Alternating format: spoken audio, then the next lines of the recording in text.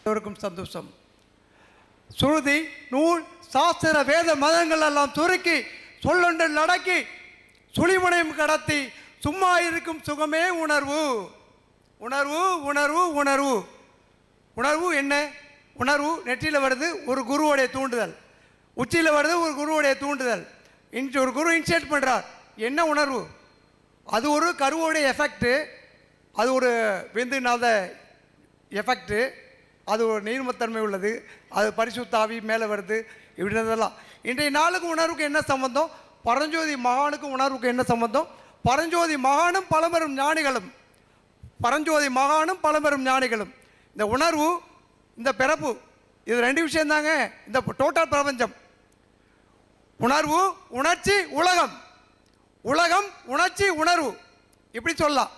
இது மூணே தான் உலகம். உலகமாகப்பட்டது என்னவென்றால், விடை தெரியாமல் இருந்தது, விடை தெரிந்தது.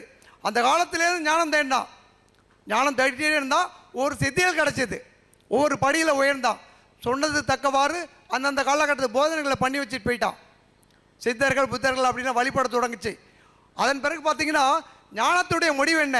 ஞானம் ஞானம் ஞானம் டானா விஷ்டம். ஞானத்துடைய முடிவு என்ன? ஸோ இது யாரும் அடைஞ்ச பாடில்லை. முழுமைத்தன்மை என்னன்னு தெரியல. இந்த நிலை தான் நீடிச்சது. காட்டில் போவான், தவம் பண்ணுவான். இங்கே இல்ல இடத்துல சுகம் இருக்காது. சிங்கம் புலி அடித்து போடப்படும். அதில் பல பேர் செத்து போயிருப்பான். மக்களுக்கு அபூர்வங்கள் நிகழ்த்தி காமிட்டு இருப்பாங்க. சித்தியில் வந்து அதில் பல பேர் ஒழிஞ்சிக்கிட்டே வாழ்கிற சூழ்நிலை வந்திருக்கும். இப்போல்லாம் ஞானத்துக்கு விடை இதுதான் அப்படின்னு தெரிய வந்த காலம். இந்த ஞானம் ஞானம் ஞானம் ஞானம் நம்மளோட தான். ஞானம் தேவையா? இந்த உணர்வுனா என்ன? இந்த உணர்வு ஏன் அவர் கொடுத்தார்? அவர் ஏன் உண்டானார்? அவருக்கு இந்த உணர்வுக்கு என்ன சம்மதம்? அதான் இன்றைய நாள்.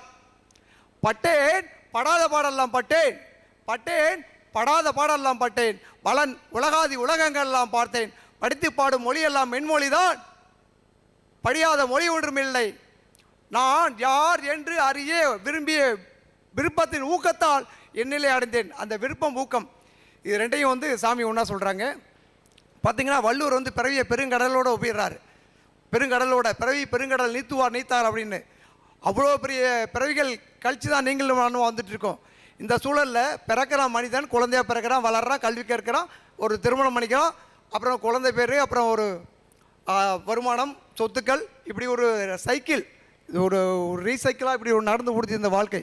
ஸோ இந்த வாழ்க்கையில் குறுகிய காலகட்டத்தில் வாழ்ந்தது ஆகணும், குடும்பம்லாம் அமைச்சிக்கிட்டோம், குடும்பம் இல்லாமல் வாழ்ந்தாலும் அது ஒரு வாழ்க்கை தான், வாழ்க்கையுடைய முடிவு என்ன அப்படி தெரியாமலே பெரும்பாலுடைய வாழ்க்கை நடந்து முடிஞ்சிடுது.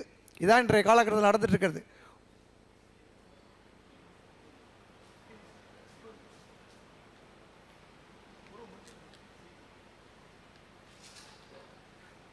ஸோ மகான் தோன்றினார், பரஞ்சோதி மகான்.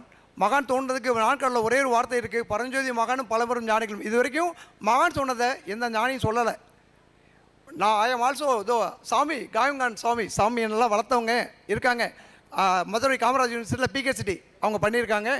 +2 இன் ரிலிஜன், சேம் சப்ஜெக்ட் நானும் எடுத்திருக்கேன்.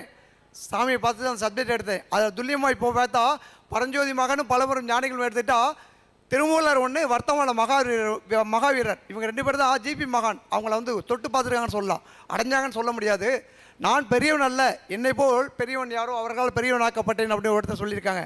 ஞானம் தேடி தேடி தேடி தேடி ஞானத்துக்கு முடிவடையாமல், ஸோ ஞானோட சப்ஜெக்ட் என்ன அப்படின்னு தெரியாமலே முடிவடைஞ்ச ஞானிகளோட ஏக்கணுக்கெல்லாம் எல்லாம் ஒன்று சேர்ந்து தான் அந்த ஒரு பாலகனாக பிறக்கிறாங்க. சையத் ஹுசேன் பாலகனாக பிறந்து அப்படியே வளர்ந்து பர்மாவுக்கு 5 வயசுலேயே போய் அங்கே ஒரு உள்ளஹான் அப்படின்னு ஒரு குரு கிடைக்கப்பட்டு, அதெல்லாம் நான்கு படிச்சிருப்பீங்க.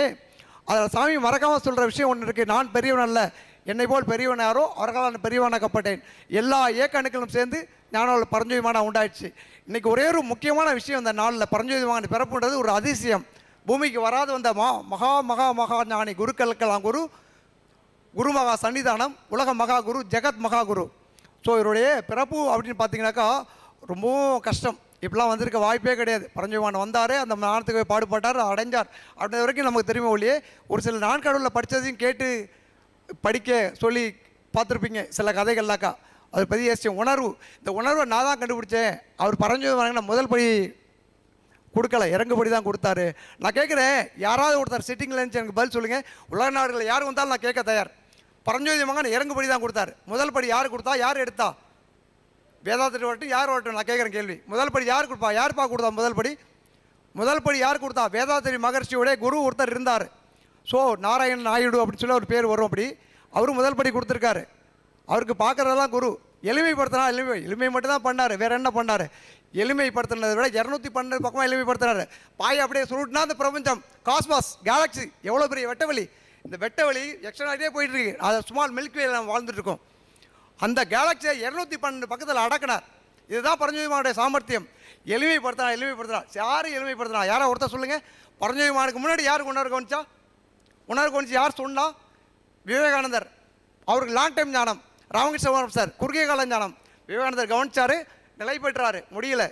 ஸோ சூசைட் முடிச்சுக்கிட்டார். மகான் தான் அதுக்கு ஃபுல் டைமாக சொன்னார். பரஞ்சோதி மகானும் உணர்வும். இதில் ஒரே விஷயம் தான் நான் சொல்ல வந்தது என்னென்னா, உணர்வோட மகான் இருக்காங்க. அவன் ஐக்கியமே உணர்வோட. ஜீவ சுரூப ஐக்கிய முக்தி. ஜீவ சமாதி கிடையாது பரஞ்சோதியோட சமாதி. தீர்மானம் படிக்கணும். சுவாமிமார்களே சந்தோஷம், எவ்வளோ தூரத்தில் வந்திருக்கேன். உங்களை பார்க்க மகிழ்ச்சியாக இருக்குது. திருச்சிராப்பள்ளி உலக சமாதி நாளை சார்பாக உங்களுக்கு வாழ்த்துக்களையும் வணக்கங்களையும் தெரிவிக்கிறேன். நல்லா இருப்பீங்க. தீர்மானம் படிக்கணும். சந்தோஷம். இன்னொரு வேலையில் பேசுகிறேன். நன்றி.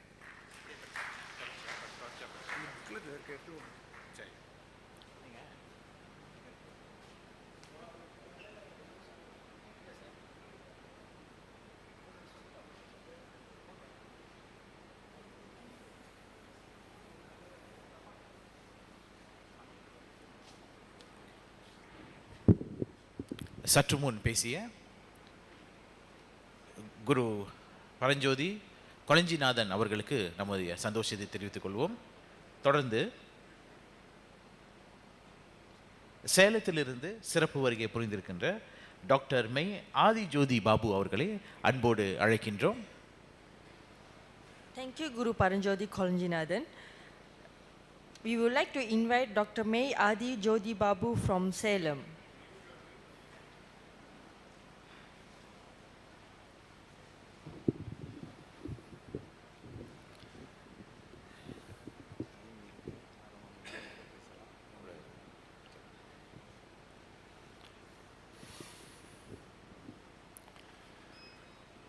இந்த நூற்றாண்டினுடைய ஈடு இணையற்ற தத்துவ ஞானியும் மெய்ஞானியும் ஆன ஞானவள்ளல் பரஞ்சோதி மகான் அவர்களுக்கும்